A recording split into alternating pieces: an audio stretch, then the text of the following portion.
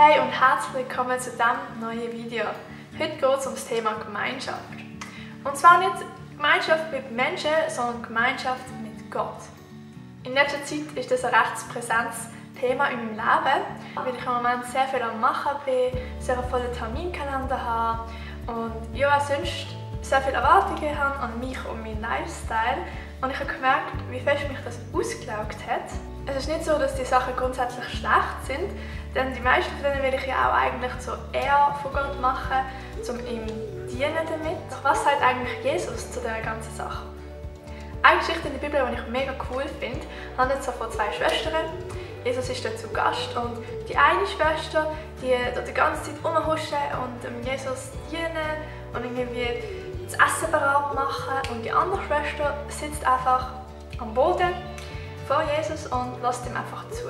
Und das Krasse dabei ist, dass Jesus sagt, die einfach hingesessen ist und ihm einfach zugelassen hat, einfach Zeit mit ihm verbracht hat, die hat sich richtig entschieden. Manchmal vergessen wir, wie wichtig es ist, Zeit mit Gott zu verbringen und wie fest Gott sich auch danach sehnt, Zeit mit uns zu verbringen. Gott ist ein Gott von der Gemeinschaft und er wünscht sich, dass man Gemeinschaft mit ihm hat.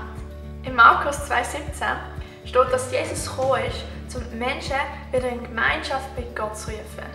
Es steht sogar noch, wir sind zur Gemeinschaft mit Gott berufen. Wenn du dich fragst manchmal, was ist eigentlich meine Berufung, für was bin ich da? Gemeinschaft mit Gott haben, ist jedenfalls sicher eine Berufung von dir. Und in einer anderen Übersetzung heißt es, auch ihr verdankt alles, was ihr seid, der Gemeinschaft mit Jesus Christus. Wenn wir Zeit mit Gott verbringen, dann bringt das mega viel Gutes hervor. Dann lernen wir seine Stimme immer besser kennen. Wir lernen, was ihm gefällt, was sein Wille für unser Leben ist. Wir lernen einfach ihn besser kennen. Ich will amigs lieber etwas machen, als Zeit mit Gott verbringen, weil ich habe das Gefühl, es bringt so wenig Frucht hervor, wenn ich einfach jetzt so mit Gott ein bisschen chill. Was bringt das schon? Aber eigentlich ist es genau umgekehrt. Wenn wir Zeit mit Gott verbringen, dann bekommen wir wieder neue Energie, neue Kraft, und genau das habe ich auch in meinem Leben. Je mehr Zeit ich mit Gott verbringe, desto mehr Energie habe ich, desto mehr Liebe habe ich auch für meine Mitmenschen. Ich denke, es ist wirklich etwas von der wichtigsten Sachen, wirklich Zeit mit Gott zu verbringen und einfach sein Herz besser kennenzulernen. Vielleicht denkst du, ja okay, schon cool, was du da erzählst, ich würde ja auch gerne Zeit mit Gott verbringen, aber was bedeutet das genau? Wie kann ich denn Zeit mit Gott verbringen?